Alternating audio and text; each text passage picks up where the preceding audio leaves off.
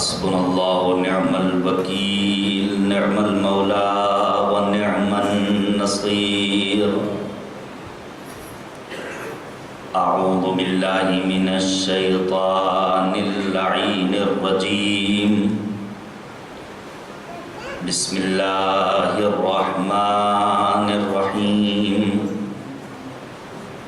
رب اشرح لي صدري ويسر لي أمري واحلل عقدة من لساني يفقهوا قولي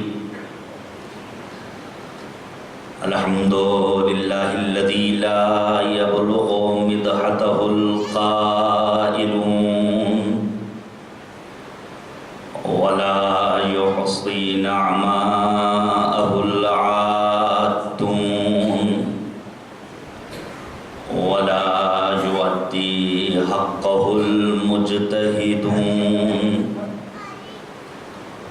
الذي لا يدركه بعد الهمم ولا يناله غوص الفطن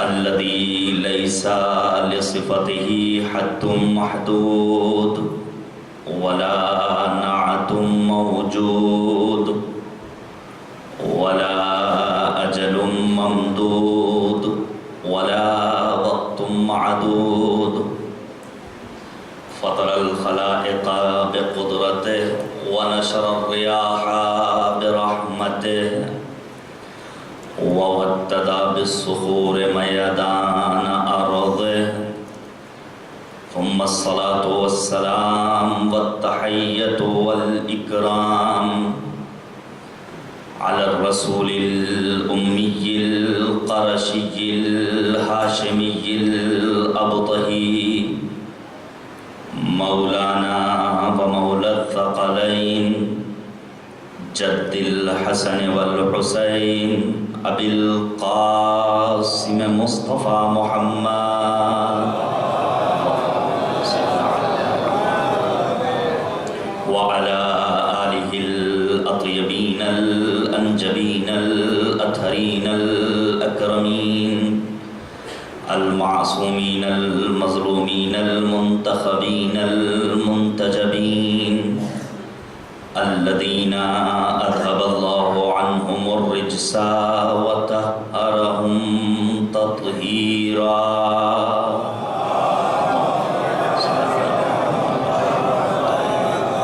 واللعنة الدائمة الباقية على أعدائهم أجمعين من الآن إلى قيام يوم الدين آمين يا رب العالمين أما بعد فقد قال رسول الله صلى الله عليه وآله وسلم إني تارك فيكم الثقلين كتاب الله وعترتي أهل بيتي ما إن تمسكتم بهما لن تضلوا بعدي ولن يفترقا حتى يرد علي الحوض صلوات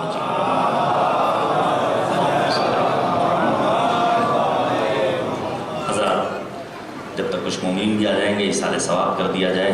گزارش ہے کہ 1 مرتبہ سورہ حمد اور 3 مرتبہ سورہ اخلاص کی تلاوت فرما کر مرحوم مغفور جناب سید یعقوب حسین نقوی ابن مرحوم ابن ابراہیم حسین نقوی مرحومہ ارشاد بانو نقوی بنت واجد علی صاحب مرحومہ اختری نقوی بنت حافظ امیر خان مرحوم عباس نقوی ابن سید یعقوب حسین نقوی اور مرحوم رضوان علی ابن اکرم علی ان مرحومین کی ارواح کو 1 سورہ فاتحہ اور 3 مرتبہ سورہ توحید سے اللہم صلی اللہ علیہ وسلم.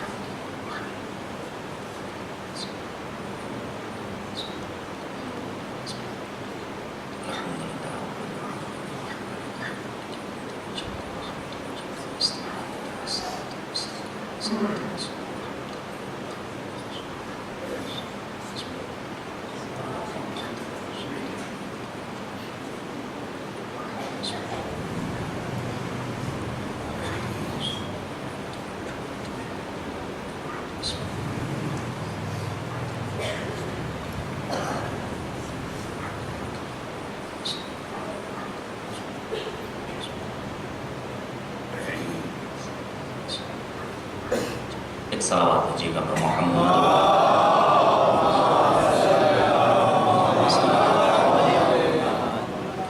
मैं जनाब क़याम आज़मी के 6 मिसरों से अपनी गुफ्तगू शुरू करूँ। ये मजालिस आज़ा बड़ी अहमियत रखती हैं। फरमाते हैं कि मिल्लत की तर्जुमा है यही मजलिस हुसैन, दुनिया है जिस्मो जाँ है यही मजलिस हुसैन, इस कौम की ज़बां है यही मजलिस हुसैन, हम सब की पासबां है यही मजलिस हुसैन, गर्द बनकर हवा में बिखर जाएगी ये कौम, मजलिस हुई जो बंद तो मर जाएगी ये कौम।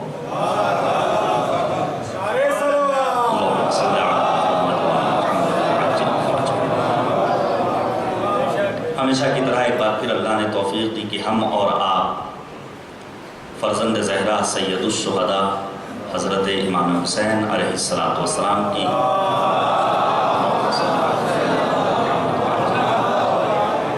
याद बनाएं और पूरी दुनिया में मुकम्मल आबोताब के साथ बाद जगहों पर रुकावटें आई हैं, हमें दुश्मनों का मुकाबला करना पड़ा है, लेकिन उसके बावजूद पूरी दुनिया में अज़ाए सैयदुश्शुहदा का एहतमाम हो रहा है। खुदावंद करीम अज़ादारों की हिफाजत फरमाए।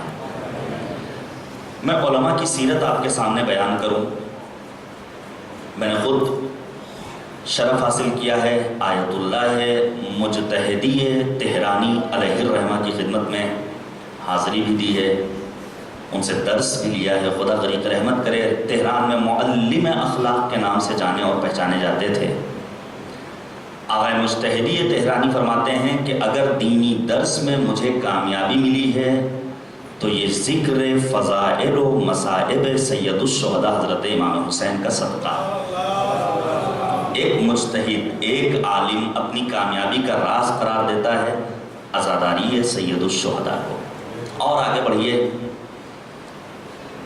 मुफस्सिर कुरान अल्लामा मोहम्मद हुसैन तबातबाई अलैहिर्रहमा जिन्होंने मारिकतुल आरा तफसीर लिखी, तफसीर अल-मीज़ान, अल्लामा तबातबाई अय्याम मुहर्रम में अपने दर्स, बहस और तहक़ीक़ात को कम कर दिया करते थे, स्याह लिबास ज़ेब तन करके अज़ादारी सैयदुश्शुहदा का एहतमाम किया करते थे। और आगे बढ़िए, आयतुल्लाहिल उस्मा सैयद मोहम्मद रज़ा गुलपायगानी अलैहिर्रहमा, जिनकी कब्र हरम करीम अहले बैत बिन्त मूसा इब्न जाफ़र उख्तुर रज़ा हज़रत फ़ातिमा मासूमा सलामुल्लाह अलैहा में है।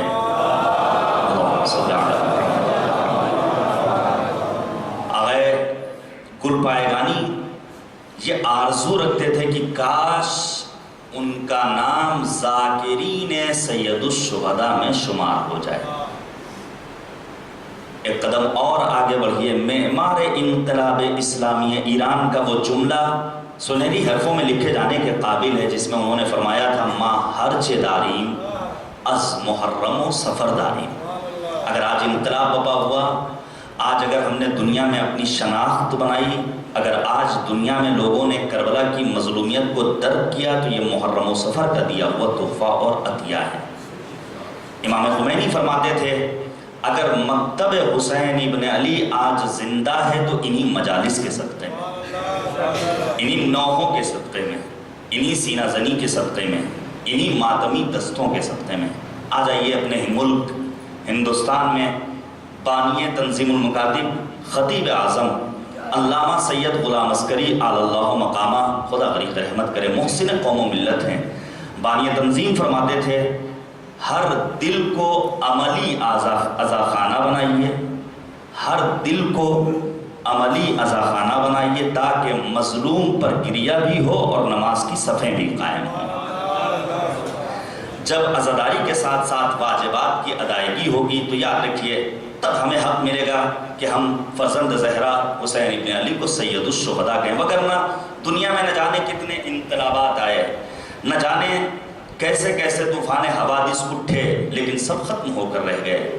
आज उम्मत मुस्लिमा तारिक इब्न ज़ियाद को फ़ातिहुल फ़ातिहीन का नाम देती है। ये तारिक इब्न ज़ियाद कौन है? जिसने मुल्क स्पेन को फतह किया था। مسلمانوں نے اسپین میں 700 سال حکومت کی ہے، لیکن انداز بدلا ہوا ہے۔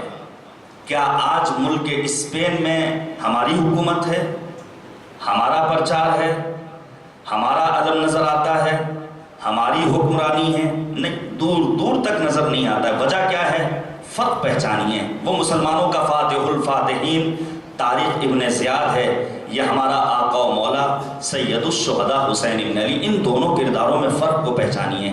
جب طارق ابن زیاد اپنے فوج کو لے کر کے اسپین کو فتح کرنے کے لیے قدم آگے بڑھاتا ہے، دریائی راستے کو طے کرتا ہے، کشتیوں کو برباد کر دیتا ہے، آذوقہ حیات کو دریا کے سپرد کر دیتا ہے، اور اپنے فوجیوں کو خطاب کر کے کہتا ہے زندگی چاہیے تو ایک راستہ ہے، چلو جنگ کرو، اگر جیت جاؤ گے تو تمہیں زندہ رہنے کا حق ملے گا۔ جانے قربان جائیں سید الشہداء حضرت امام حسین پر، جنہوں نے شب عاشور چراغ گل کر کے یہ پیغام عام کر دیا، جسے جانا ہو چلا جائے کربلا کی وادی میں، ہم اکیلے مقابلہ کرنے کے لیے تیار ہیں اور ہم جنت کی ضمانت لیتے ہیں۔ تمام اصحاب حسینی نے اپنی تلواروں کو نکال لیا اور آواز دی، ہم اپنی جان خود دے دیں گے، ہمیں برداشت نہیں ہے کہ فرزند زہرا پر کوئی آنچ آئے۔ یہی نتیجہ ہے اور یہی سبب ہے کہ آج پوری دنیا میں عباس کا علم بھی نظر آتا ہے اور پوری کائنات میں شبیہ روضہ حضرت امام حسین بھی نظر آتی ہے۔ صلوات بھیجیے گا بر محمد و آل محمد۔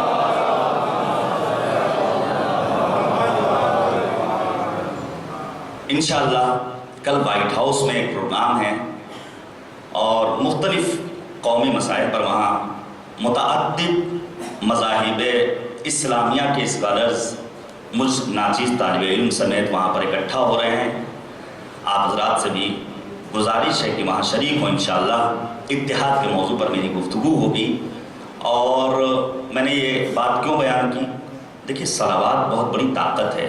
کبھی اللہ نے اگر توفیق دی میں بیان کروں گا کہ صلوات کتنی عظیم عبادت کا نام ہے۔ الگ الگ ہوں جو ذرے غبار بنتے ہیں، ہوں یکجا تو کوہسار بنتے ہیں۔ مل جل کر صلوات بھیجیے بر محمد و آل محمد۔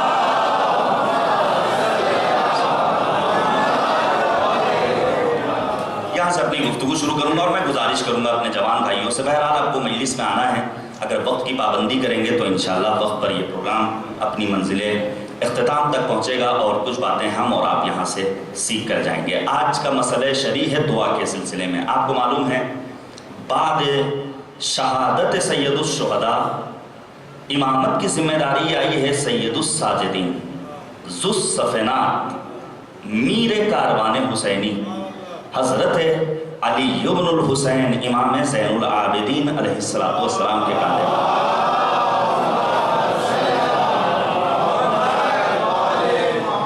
امام سجاد نے بعد شہادت امام حسین جو 34 سال زندگی بسر کی ہے، سن 95 ہجری میں 25 محرم کی تاریخ میں آپ کی شہادت ہوئی۔ آپ نے اس سخت دور میں جب بنی امیہ کا ہر طرف قبضہ تھا، خونخوار بھیڑیے بیٹھے ہوئے تھے، بعض روایات میں ملتا ہے کہ امام کے چاہنے والے اور حمایت کرنے والوں کی تعداد فقط 20 تھی۔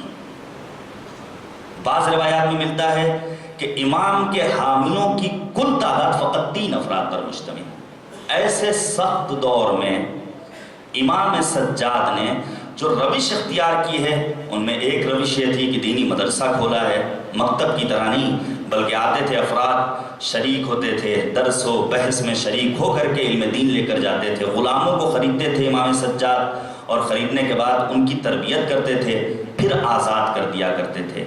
رسالت الحقوق، خدا سلامت رکھے مولانا وسیع حسن خان صاحب قبلہ کو، جو اس موضوع پر یہاں گفتگو کر رہے ہیں اور اس برس بھی انشاءاللہ اسی موضوع کو کنٹینیو کریں گے میرے خیال سے۔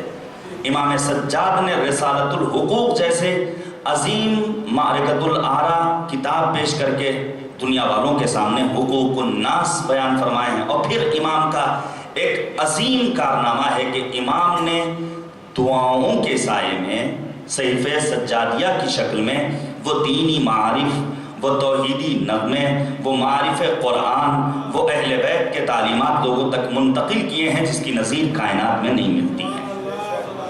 آج صحیفہ سجادیہ غیر معروف ہے، ہمارے گھروں میں یہ پائی نہیں جاتی ہے، اس کا تذکرہ نہیں ہوتا ہے۔ 54 دعاؤں کا مجموعہ ہے صحیفہ سجادیہ، وگرنہ تعداد اس سے کہیں زیادہ تھی، لیکن حالات دیگرگوں ہوتے رہے، دعاؤں میں کمی ہوتی رہی۔ آج بھی 54 دعائیں موجود ہیں، اور خاصہ ہے ان دعاؤں کا، جانے قربان جائیں کیا حکمت عملی اختیار کی تھی حضرت سید سجاد نے۔ ان 54 دعاؤں میں 250 سے زیادہ مرتبہ اہل بیت اطہار پر درود و صلوات و سلام کا نذرانہ پیش کیا ہے امام سید سجاد علیہ السلام نے۔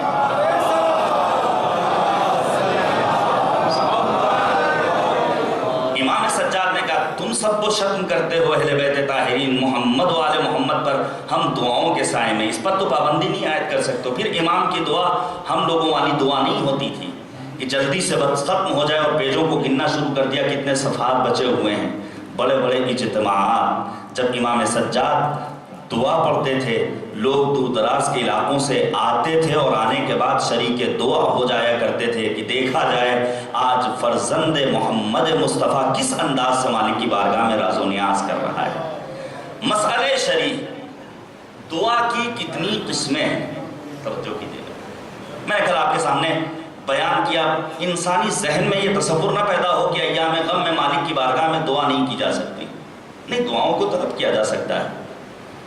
دعائے القمہ زیارت عاشورہ کے بعد اسی لیے معصوم نے تعلیم فرمائی تھی، دعائے ندبہ، دعائے توسل، دعائے کمیل اور دیگر دعائیں۔ دعا کی کتنی قسمیں ہیں؟ دیکھیے، بعض دعائیں ہیں جو واجب ہیں۔ پہلی قسم دعا کی واجب دعا، ہم اور آپ پنجگانہ نماز میں پڑھتے ہیں اہدنا الصراط المستقیم، یہ دعا پڑھنا واجب ہے۔ جب تک انسان اس دعا کو نہیں پڑھے گا روزانہ اپنی نماز میں، اس کی نماز کہلانے کی حقدار نہیں بن سکتی ہے۔ ایک دعا جو مستحب ہے بحد وجوب، وہ انسان اپنے والدین کے حق میں دعا کرے، رب ارحمہما کما ربیانی صغیرا، ربنا اغفر لی ولوالدی وللمؤمنین یوم یقوم الحساب۔ انسان اپنے اولاد کے حق میں دعا کرے، یہ دعا مستحب ہے۔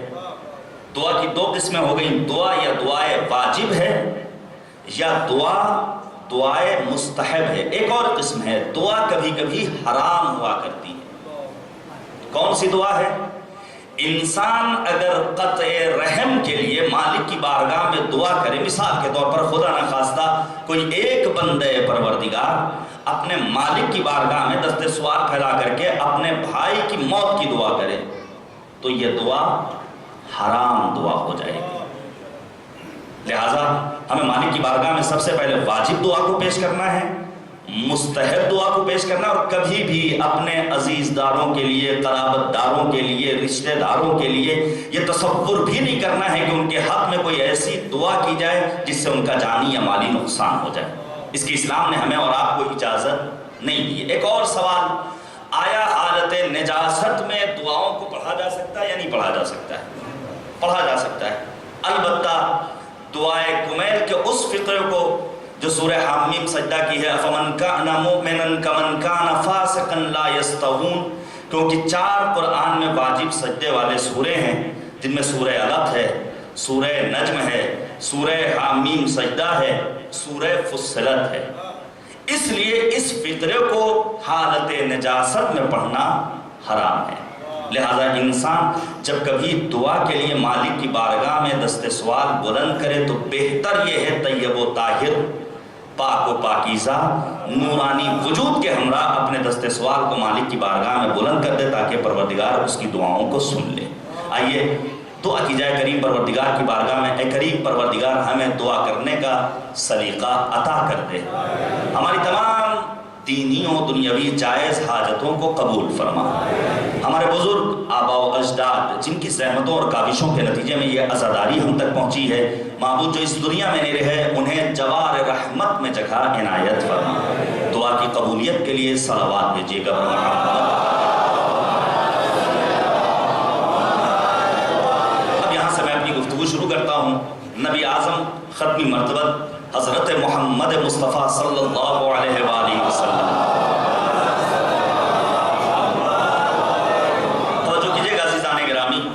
بھرپور توجہ کا میں طالب ہوں۔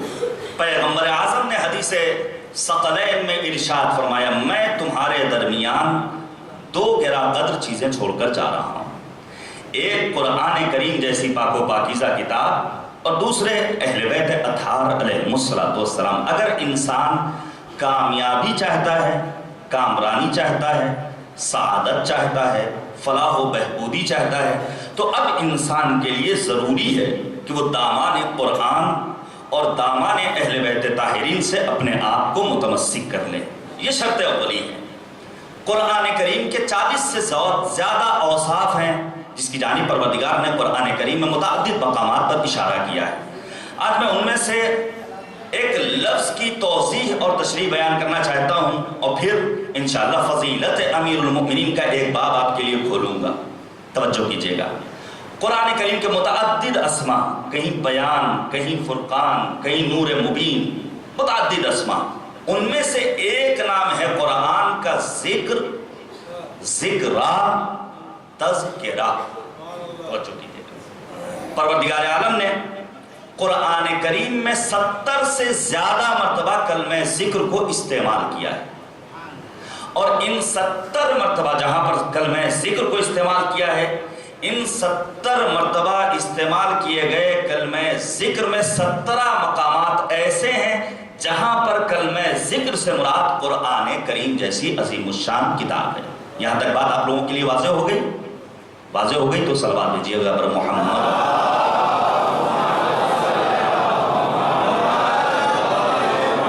70 مرتبہ کلمہ ذکر قرآن کریم میں، اور اس میں سے 17 مقامات پر ذکر سے مراد کون سی کتاب؟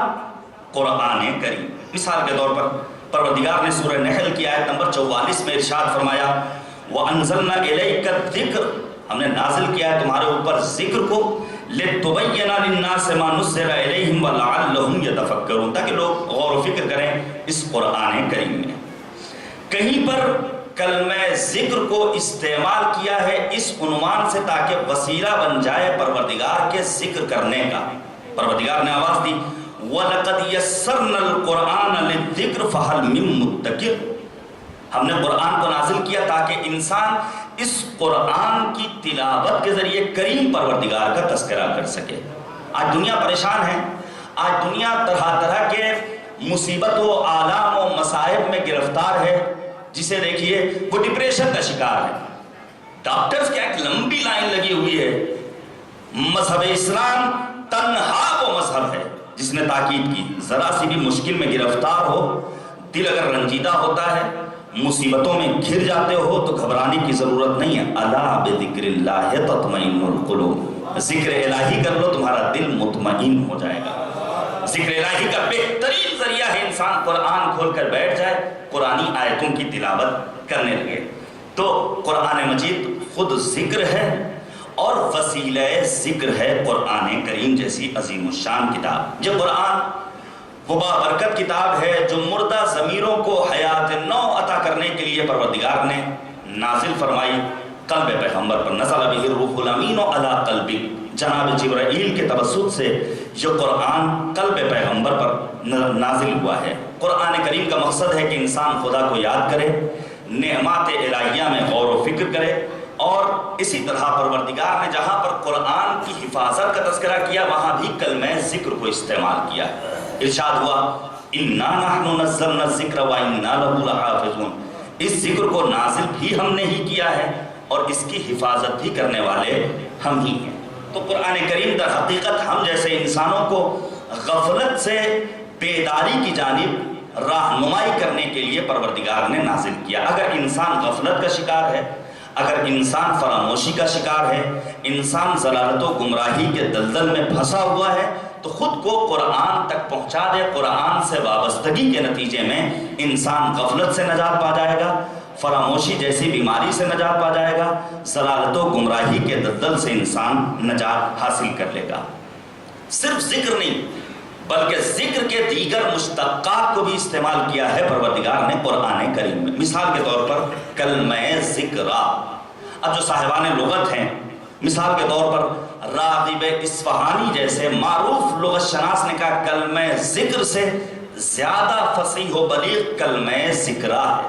پروردگار نے قرآن میں آواز دیا ما انزلنا علیک القرآن لتشقی الا تذکرۃ لمن یخشی، یہاں کلمہ تذکرہ کو استعمال کیا ہے، لیکن کلمہ ذکرہ ارشاد ہوا سورہ اعراف کی آیت نمبر 2 میں، پروردگار نے فرمایا وَذِكْرَى لِلْمُؤْمِنِينَ، یہ قرآن بہترین ذکر ہے صاحبان ایمان کے لیے۔ اب میں یہاں پر آپ کی توجہ چاہتا ہوں، آپ کے سکوت کو توڑنا چاہتا ہوں۔ دیکھیے یہیں پر میں بیان کر دوں، بسا اوقات ہمارے اور آپ کے ذہنوں میں مجمع آ گیا ہے، میں اپنی بات آپ تک منتقل کر دوں۔ بسا اوقات ہمارے اور آپ کے ذہنوں میں ایک سوال پیدا ہوتا ہے کہ مجلس کی کامیابی کا راز یہ ہے کتنے نعرے لگے۔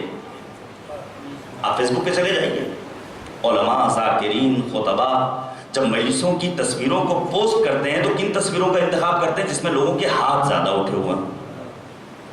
کیا مجلس کی کامیابی کا راز بہت زیادہ نعرے لگا لینا ہے؟ میں آپ کے سامنے ایک مثال پیش کروں، لکھا ہے سوانح نگار حضرات نے خمینی بت شکن کے بارے میں۔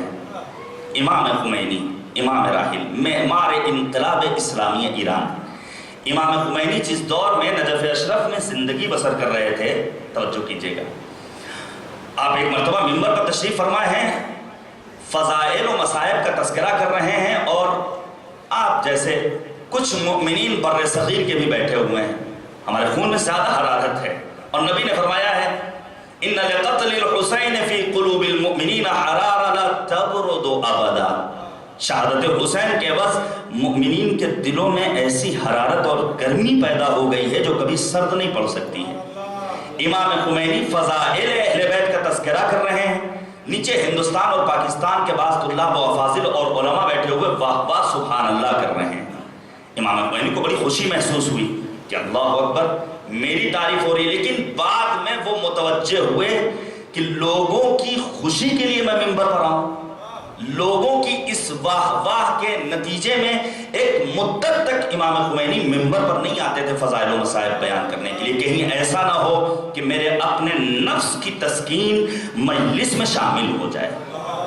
لہذا ہمیشہ یہ بات اپنے ذہن میں محفوظ کر لیجئے گا کہ ہمیں وہ باتیں بیان کرنی ہیں جس کا حکم ہمیں قرآن نے دیا ہے اور اہل بیت طاہرین علیہم السلام نے ہم سے مطالبہ کیا۔ اس برس سن 1440 میں، آپ بلائیے اپنے آپ، شاید آئے ہوں، لائق صد احترام واعظ بے بدیل مولانا سید نعیم عباس صاحب قبلہ نوگانوی، خدا سلامت رکھے، نڈر، بے باک، بے خوف، انہوں نے دہلی میں جو اشرا خطاب کیا ہے، میں نے وہ کلپ دیکھی ہے اور سنی ہے، انہوں نے کہا کبھی کبھی ایسا محسوس ہوتا ہے جب بیجا واہ واہ ہوتی ہے تو ایسا لگتا ہے کہ جیسے دلالی ہو رہی ہے۔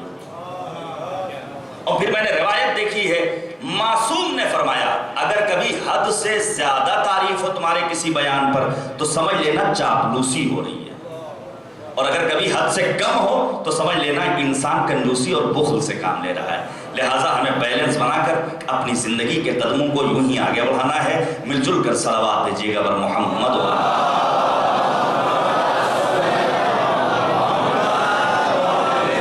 توجہ کیجیے گا، جب قرآن کریم ذکر ہے تو صاحبان ذکر کی فضیلت کتنی ہوگی۔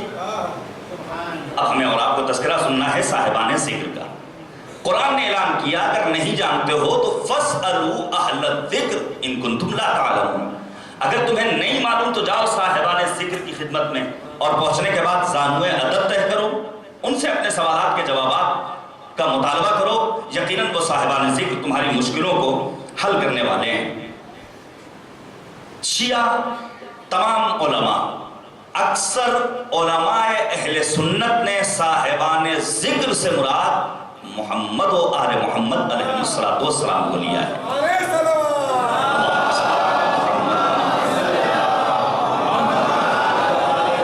میں چند ایک کتابوں کا حوالہ جلدی سے دے کر بات آگے بڑھاؤں۔ مثلا بصائر الدرجات میں ایک مکمل باب ہے فی ائمۃ آل محمد انہم اہل الذکر الذین امر اللہ بسؤالہم، یہ اہل بیت طاہرین ہیں جن سے سوال کرنے کا حکم پروردگار نے دیا ہے۔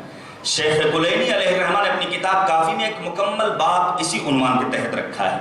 علامہ مجلسی علیہ الرحمہ نے بہار الانوار میں ایک باب رکھا ہے۔ اب آئیے اہل سنت کے بزرگ علماء تک چلا جائے۔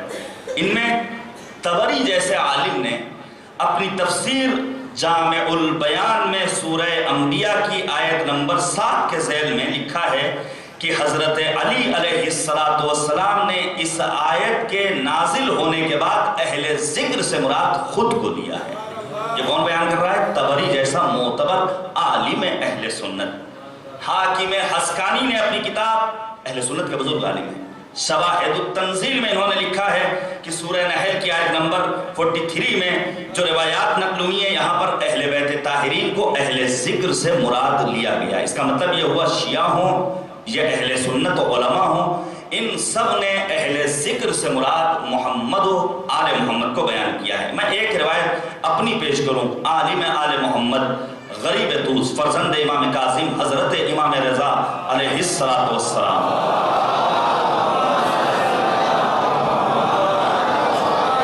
امام رضا نے فرمایا فَاسْأَلُوا أَهْلَ الذِّكْرِ کی تفسیر میں کہ ہم ہی اہل ذکر ہیں اور ہم سے ہی سوال کیا جاتا ہے، نہ فقط زمین کے بارے میں، ستاروں کے بارے میں، کواکب کے بارے میں، دنیا کے عجائب و غرائب کے بارے میں، متعدد اشیاء کے بارے میں سوال کیا گیا ہے ان اہل بیت طاہرین علیہم السلام میں۔ جب اہل بیت اطہار علیہم السلام اہل ذکر ہیں تو اس سلسلے کی پہلی فرد، سلسلہ امامت و ولایت کی پہلی کڑی امیر کائنات امیر المؤمنین کے سلسلے میں کچھ دیر گفتگو کر لی جائے، جو واقعی معنی میں اہل ذکر ہیں جن سے لوگوں نے سوال کیا ہے۔ اور مولا نے دعویٰ کیا تھا سلونی قبل ان تفقدونی، جو پوچھنا ہو پوچھ لو قبل اس کے کہ علی تمہارے درمیان نہ رہے۔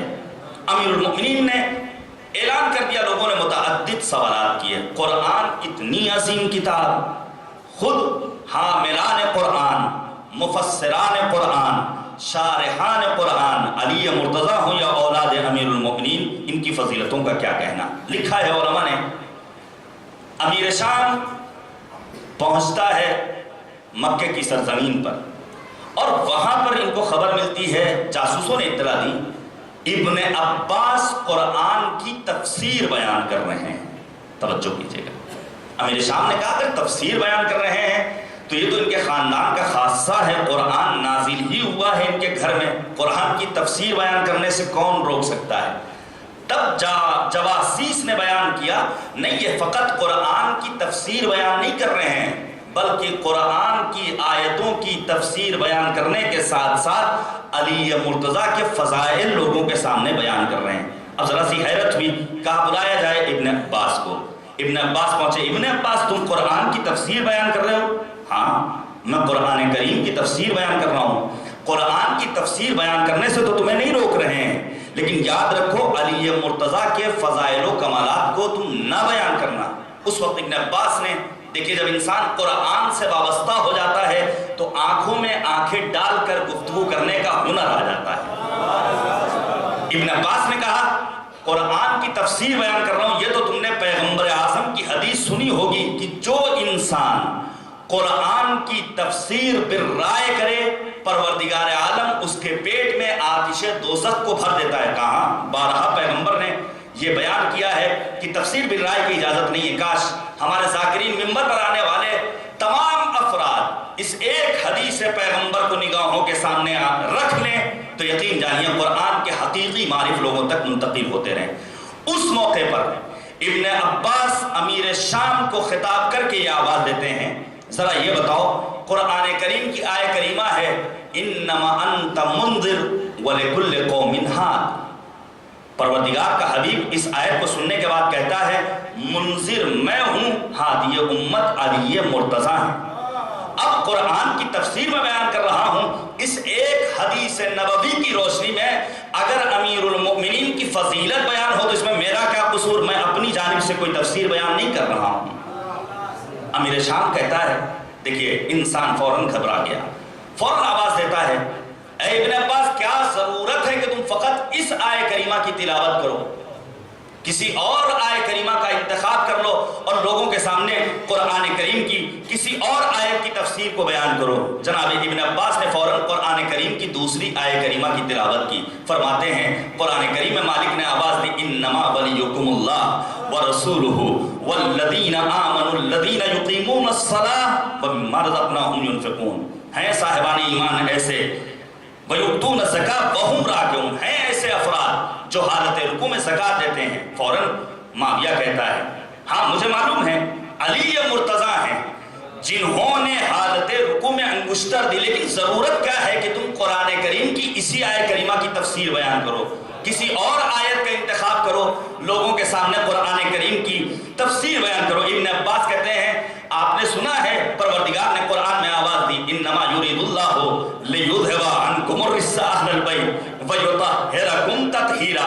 فوراً امیر شام کہتا ہے ہاں ہمیں معلوم ہے پروردگار عالم نے علی کے لیے اور خانوادہ علی کے لیے طہارت کی سند دی ہے اس ایک آیت تطہیر میں، لیکن اے ابن عباس ضرورت کیا ہے کہ تم اسی ایک آیت کریمہ کی تفسیر بیان کرو، کسی اور آیت کا انتخاب کر لو، جانے قربان جائیں۔ حبر الامہ کہا گیا ہے جناب ابن عباس کو۔ ابن عباس فوراً دوسری آیت کریمہ کی تلاوت کرتے ہیں وَيُطْعِمُونَ الطَّعَامَ عَلَىٰ حُبِّهِ مِسْكِينًا وَيَتِيمًا وَأَسِيرًا۔ سورہ رحم کی آیت کریمہ ہے۔ جیسے ہی یہ آیت کریمہ پڑھی فوراً امیر شام کہتا ہے یقیناً علی اور اولاد علی ہیں جنہوں نے راہ خدا میں اپنے کھانے کو پیش کر دیا ہے، کبھی سائب کو دیا، کبھی مسکین کو دیا، کبھی یتیم کو دیا، کبھی اسیر کو دیا۔ اسی ایک آیت کریمہ کا انتخاب کیوں کر رہے ہو؟ کسی اور آیت کریمہ کو پیش کر دو۔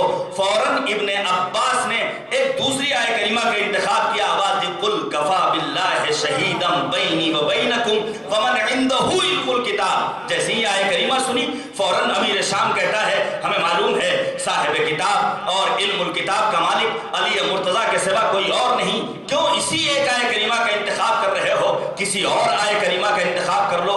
اس موقع پر ابن عباس نے جو آیت کریمہ پڑھی ہے ہم اور آپ عید مباہلہ کے موقع پر سنتے رہتے ہیں۔ ابن عباس کہتے ہیں پروردگار کا یہ کلام تو سنا ہوگا وَقُلْ تَعَالَوْا نَدْعُ أَبْنَاءَنَا وَأَبْنَاءَكُمْ وَنِسَاءَنَا وَنِسَاءَكُمْ وَأَنفُسَنَا وَأَنفُسَكُمْ ثُمَّ نَبْتَهِلْ فَنَجْعَلْ لَعْنَتَ اللَّهِ عَلَى الْكَاذِبِينَ۔ امیر شام کہتا ہے جہاں نفس رسول سے مراد علی مرتضیٰ ہیں، لیکن اے ابن عباس کیوں اسی ایک آیت کریمہ کو تم مورد تفسیر قرار دیتے ہو؟ کسی اور آیت کریمہ کا انتخاب کرو۔ ابن عباس کہتے ہیں قرآن میں کیا تم نے آیت کریمہ نہیں سنی ہے؟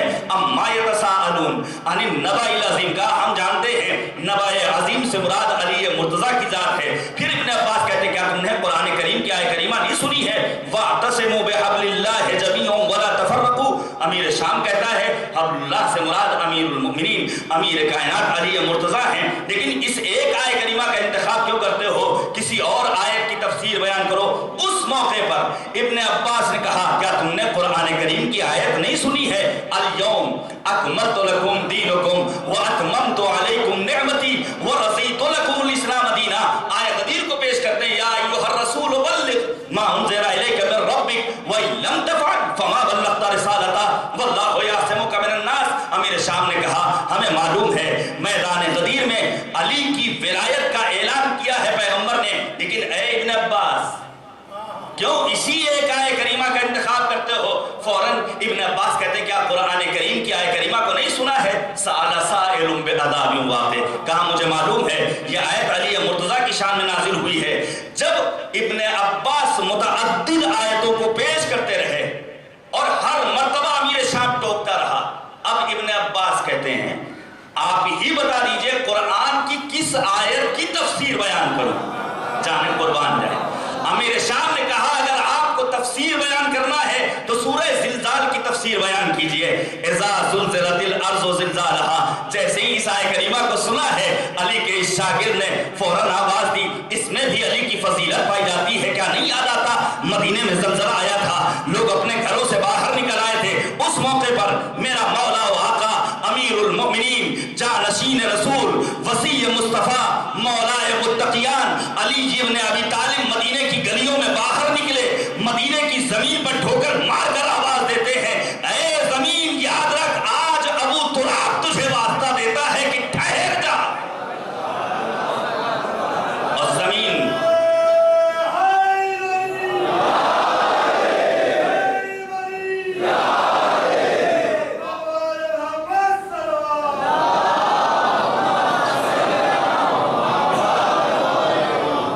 ابن عباس متعدد آیتوں اور اس کے بعد کہتے ہیں ابن عباس جیسے ہی کوئی کسی انسان کے لبوں پر اذا زلزلت الارض زلزالہا والی آیت آتی، فوراً علی مرتضیٰ کی انسان فضیلتوں کا اعتراف کر لیتا ہے۔ اب امیر شام حیرت و استعجاب کے عالم میں ایک جملہ کہتا ہے، یہ تو پورا قرآن علی کی فضیلتوں کا ٹھاٹھے مارتا ہوا سمندر ہے۔ امیر شام ایک جملہ کہتا ہے، اگر علی کی فضیلت کو ختم کرنا ہے تو قرآن کو ختم کرنا ہوگا۔ میں ایک جملہ کہنا چاہتا ہوں، نہ قرآن کبھی ختم ہوا تھا نہ ختم ہونے والا ہے، جب تک کائنات باقی ہے قرآن بھی باقی رہنے والا ہے، علی کی فضیلتیں بھی باقی رہنے والی ہیں۔ صلوات بھیجیے گا بر محمد و آل محمد۔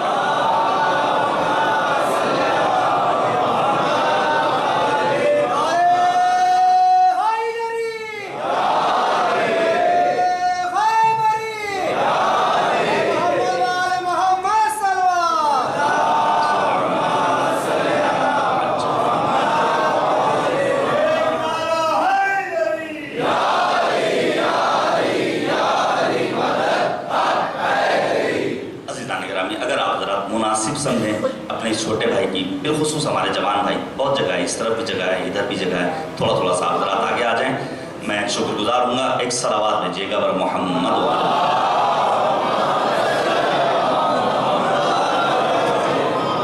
ہر موڑ پر حیات کے جلوہ علی کا ہے، کعبہ علی کا، عرش معلیٰ علی کا ہے، قرآن کی صورتوں میں سراپا علی کا ہے، اللہ کی کتاب قصیدہ علی کا ہے، تو انسانیت کی قوت پرواز ہے علی، ہر دور کے ضمیر کی آواز ہے علی۔ صلوات بھیجیے گا بر محمد و آل محمد۔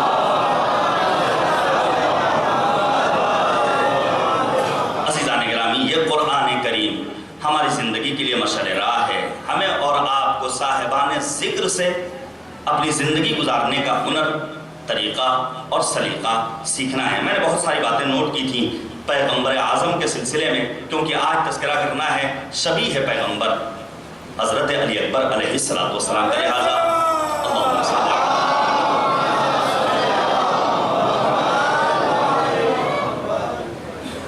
نبی اعظم کے سلسلے میں وہ مفصل روایت کی، کب نور کی خلقت ہوئی اور کتنے پردوں میں اور حجابات میں پیغمبر رہے، میں ان باتوں کو چھوڑ رہا ہوں۔ آنے والا آتا ہے نبی کی خدمت میں، ہمیں اپنی زندگی کی کامیابی کا نسخہ لینا ہے دامان قرآن و اہل بیت سے وابستگی کے نتیجے میں۔ توجہ کیجیے گا، آنے والا آتا ہے نبی کی خدمت میں، روایت میں آنے والے کا نام نہیں ذکر ہے، جاء رجل، آنے والا ایک شخص آیا اور آنے کے بعد پیغمبر سے کہتا، اے نبی خدا کچھ نصیحت کیجیے، کچھ موعظہ کیجیے۔ جیسے ہم لوگ ہوتے ہیں اپنے بزرگوں کے سامنے، اساتذہ کے سامنے، علماء کے سامنے، مراجع کے سامنے جب پہنچتے ہیں تو کہتے ہیں آقا کچھ کوئی ایک نصیحت کر دیجئے۔ اپنے بزرگوں سے ہم لوگ کہتے ہیں کوئی ایک موعظہ، کوئی ایک ایسی بات جو آپ کی زندگی میں بڑی تجربے والی رہی ہو۔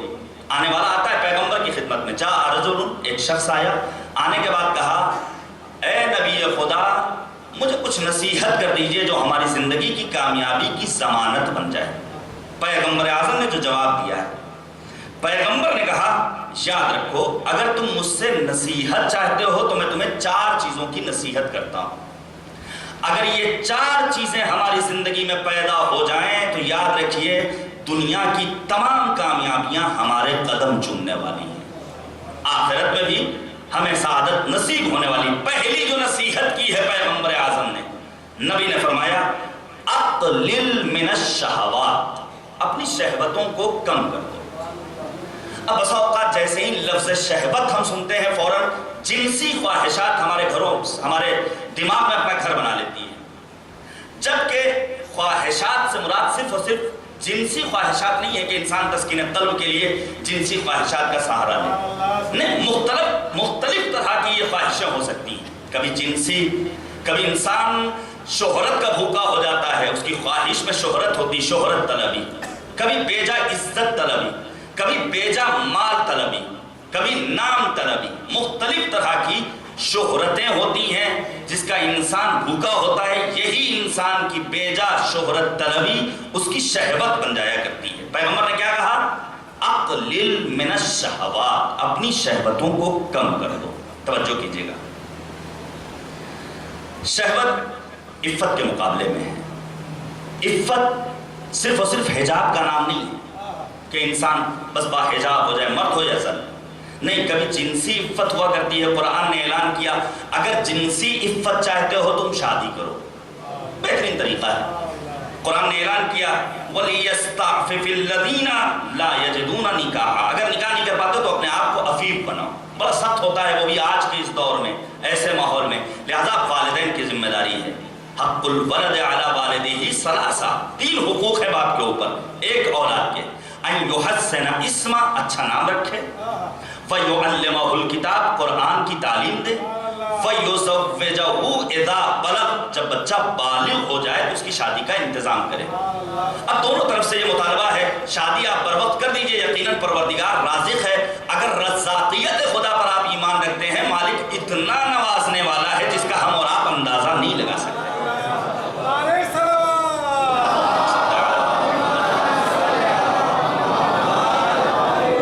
نتیجے میں انسان جنسی عفت کو کھو دیتا ہے۔ تو پہلا مرحلہ جنسی عفت۔ کبھی ایسا ہوتا ہے کہ انسان مال میں عفیف بنتا ہے۔ مال میں عفیف کیسے بن سکتا ہے؟ العفاف زینت الفقر، فقر کی زینت ہے کہ انسان عفیف ہو۔ ایسا نہ ہو کہ فقر و تنگستی کے نتیجے میں انسان اپنی عفت کو کھو بیٹھے۔ کبھی انسان کی گفتار میں عفت پائی جاتی ہے۔ ہمیشہ جب بولیں تو ذرا تول کے بولیں، کیا کہہ رہے ہیں، کس سے مخاطب ہیں، کس وقت تکلم کر رہے ہیں، کس جگہ بول رہے ہیں۔ گفتار میں عفت بہت زیادہ ضروری ہے، اسی لیے قرآن نے کہا قولوا للناس حسنا، جب کبھی لوگوں کو مخاطب قرار دو تو اچھی گفتگو کرو، کوئی بری گفتگو نہ کرو جس کے ذریعے تم اس کی نظروں سے گر جاؤ۔ اور کبھی شکم کی عفت ہوتی ہے، انسان اگر شکم کا عفیف بن جائے تو یاد رکھیے واقعی معنی میں بندہ پروردگار بن سکتا ہے۔ معصوم نے فرمایا احب العفاف الی اللہ، جو بہترین عفت ہے نزد پروردگار عالم خدا کے نزدیک، وہ عفت البطن ہے، انسان کی اپنی پیٹ کی عفت۔ تو پہلی چیز اقلل من الشہوات، شہوتوں کو ہمیں کم کرنا ہے، جائز راستوں سے ہمیں اپنی شہوتوں کو پورا کرنا ہے، پہلا مرحلہ۔ دوسری چیز نبی نے وصیت کی اور نصیحت کی اقلل من الذنوب یسہل علیک الموت، اس پر کچھ دیر گفتگو کرنا چاہتا ہوں۔ پیغمبر نے آواز دی گناہ کم سے کم کرو تاکہ موت آسانی سے آ جائے۔ دیکھیں دنیا کے جتنے امراض ہیں ہر ایک مرض کا علاج آپ کو مل جائے سوائے موت کے۔ اینما تکونوا یدرککم الموت ولو کنتم فی بروج مشیدہ، محکم پہاڑوں میں، محکم قلعوں میں، کتنی ہی عظیم عمارت میں کیوں نہ ہو، سلیمان جیسا نبی جب موت کے چنگل سے بچ نہ سکا تو ہماری اور آپ کی کیا گنتی؟ کل نفس ذائقۃ الموت کل من علیہا فان ویبقى وجہ ربک ذو الجلال والاکرام، موت تو آنی ہی آنی ہے۔ پیغمبر نے آواز دی اپنے گناہوں کو کم سے کم کر لو تاکہ موت تمہارے لیے آسان ہو جائے۔ دیکھیے یہ موت کا جو سفر ہے یہ ہمیں اور آپ کو طے کرنا ہے۔ ہم جب کبھی سفر پر جاتے ہیں، میں یہیں پر آپ حضرات کی خدمت میں عرض کروں، انشاءاللہ آپ سب کی طرف سے نیابتاً زیارت کروں گا بارگاہ ہے امام رضا میں، یہاں سے سیدھے مجھے انشاءاللہ ایران کا سفر کرنا ہے۔ میرا یہ سفر میرے لیے باعث مسرت کب ہوگا؟ جب زیادہ سفر میرے پاس ہو اور کسی طرح کی کوئی رکاوٹ نہ ہو۔ سادے سفر میں کیا ہے؟ میرا پاسپورٹ میرے ساتھ ہو، میرا ٹکٹ میرے ساتھ ہو، امیگریشن پر مہر لگ جائے، یہ ہے سادے سفر۔ رکاوٹ کیا ہے؟ موانع برطرف ہو جائیں، کسی فلائٹ کینسل نہ ہو، موسم خراب نہ ہو، طبیعت ناساز نہ ہو، یہ تمام کے تمام موانع برطرف ہو جائیں تو انسان کا سفر سرور آمیز ہوتا ہے، ایک بہترین مسرت سے انسان ہمکنار ہو سکتا ہے۔ یاد رکھیے اگر ہمیں اور آپ کو سفر کرنا ہے الی اللہ، موت کے ذریعے مالک تک پہنچنا ہے تو یہ دونوں چیزیں ساتھ میں لے کر چلنا ہے، زاد سفر بھی ساتھ رکھنا ہے، موانع کو اور مشکلات کو اور تمام تر رکاوٹوں کو برطرف کرنا ہے۔ توجہ کیجیے گا، اب ہمیں زاد سفر میں کیا لے کر جانا ہے؟ قرآن نے اعلان کیا تزودوا، زاد سفر اختیار کرو، فإن خیر الزاد التقوی، بہترین زاد سفر تقوی الہی ہے۔ میں نے کسی مجلس میں بیان کیا تھا تقوی کا مطلب کوئی بھیانک چیز نہیں ہے کہ انسان بڑی بڑی داڑھی رکھ لے، گندے میلے کچیلے لباس پہن لے، تسبیح ہاتھ میں ہو، سر پر ٹوپی ہو اور بڑی بڑی داڑھی ہو اور مصلی پر بیٹھا ہو، نہیں۔ تقوی کا مطلب کیا؟ ان لا یفقدک حیث امرک ولا یراک حیث نہاک، واجبات کو انجام دینا محرمات سے پرہیز کرنا ہے. بس یہی ہے تقویٰ الہی، تقویٰ پیشہ کرنا ہے. اب اس کے بعد پیغمبر نے کیا فرمایا؟ اقلل من الذنوب، گناہوں کو کم انجام دو. یسلو علیک الموت، تاکہ موت آسانی سے آئے. نبی اعظم کی زندگی کا آخری لمحہ ہے. پیغمبر اعظم جیسا حبیب خدا، اللہ کا منتخب بندہ، نبی نے اپنی زندگی کے آخری لحظات میں پریشانی کے عالم میں پانی کا مطالبہ کیا ہے. یہ حالت احتضار جسے قرآن نے سکرۃ الموت کہا ہے، بڑی دشوار منزل ہے. توجہ کیجیے گا، پروردگار اس منزل سے ہمیں بآسانی گزار دے، یہ ہماری دعا ہونی چاہیے. قرآن نے اعلان کیا وجاءت سکرۃ الموت. یہ سکرۃ موت کیا ہے؟ ایسا موقع جہاں نبی جیسا پروردگار کا مصطفیٰ اور منتخب بندہ بھی پانی کا مطالبہ کرتا ہے. پانی آیا، اصحاب نے سوال کیا، نبی خدا یہ آپ اپنی زندگی کے ان لمحات میں پانی کا مطالبہ کر رہے ہیں اور آپ کی کیفیت ذرا عجیب و غریب نظر آ رہی ہے. اس موقع پر پروردگار کا یہ حبیب اعلان کرتا ہے جاءت سکرۃ الموت، سکرۃ موت آن پہنچی ہے. اللہم انی اعوذ بک من سکرات الموت. یہ بڑی سخت منزل ہوتی ہے، اسی لیے کہا گیا ہے جب کبھی انسان اپنی زندگی کے آخری لحظات میں ہو، قرآن کی تلاوت کرو تاکہ آسانی سے اس کی روح قبض ہو جائے. بڑی سخت منزل ہوتی ہے. ابھی ہم نے اور آپ نے اس منزل کو نہیں دیکھا ہے، لہذا سننے میں بظاہر لگتا ہے ہوگا کچھ، لیکن جو لوگ گزر چکے ہیں ان سے اگر دریافت کرنے کا موقع مل جائے تو انسان سمجھ سکتا ہے. نہ فقط پیغمبر اعظم اپنی زندگی کے آخری لحظات میں پریشان ہیں، پانی منگا رہے ہیں، لا الہ الا اللہ پڑھ رہے ہیں، بلکہ امام حسن مجتبیٰ بھی اپنی زندگی کے آخری لحظات میں جب زہر دیا گیا ہے پریشان ہیں. اور جب لوگوں نے سوال کیا ہے مولا اس قدر پریشانی کا، ہاں دو وجہیں، ایک تو سکرۃ الموت، دوسرے اعزا کا دعوے مفارقت، ہم لوگوں سے جدا ہو جائیں گے. ایسے موقع پر انسان ذکر کرے کربلا والوں کا، تذکرہ کرے سید الشہداء کا. وہ سید الشہداء کی منزل امتحان ہے. معلوم ہے موت آنے والی ہے، معلوم ہے شہادت نصیب ہونے والی ہے. اصحاب حسینی روز عاشورہ انہیں علم ہے کہ ابھی ہم شہید کر دیے جائیں گے، لیکن حسین ابن علی کے اطمینان قلب کو دیکھ کر تمام کے تمام اصحاب حسینی ایک جملہ کہتے ہیں انظروا الی ھذا، اس مرد کو دیکھو، اس انسان کو دیکھو، اس مرد خدا کو دیکھو، اس حسین ابن علی کو دیکھو. اور حسین اس منزل اطمینان میں ہیں کہ جہاں آواز دیتے ہیں لا یبالی الموت، موت کی ہمیں کوئی پرواہ نہیں، موت ہم پر آ پڑے یا ہم موت پر جا پڑے. نہ فقط سید الشہداء بلکہ فرزندان حسین ابن علی بھی اس منزل میں آنے کے بعد سکرۃ الموت سے پریشان نہیں ہوتے.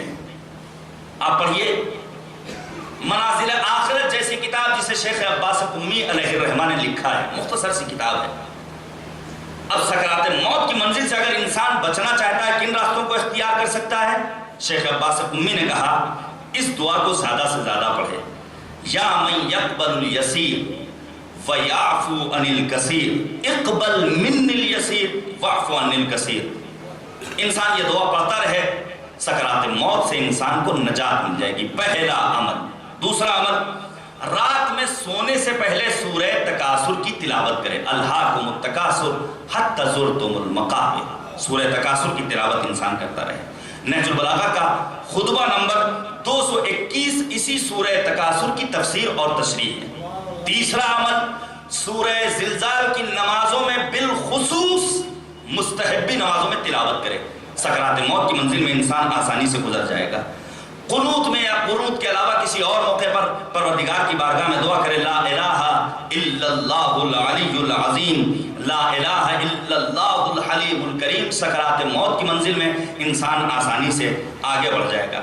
اب اگر انسان، یہ عالم اسلام سے میرا خطاب ہے، ہمیں اللہ نے نسخہ دیا ہے، دعا کو پڑھنا ہے، سورہ تکاثر کی تلاوت کرنی ہے، قنوت میں دعا پڑھنا ہے، سورہ زلزال پڑھنا ہے. معصومین نے فرمایا اگر انسان سکرات موت کی منزل سے بچنا چاہتا ہے تو اپنے دل میں حب امیر المؤمنین کی شمع کو روشن کر لے. کتنی عظیم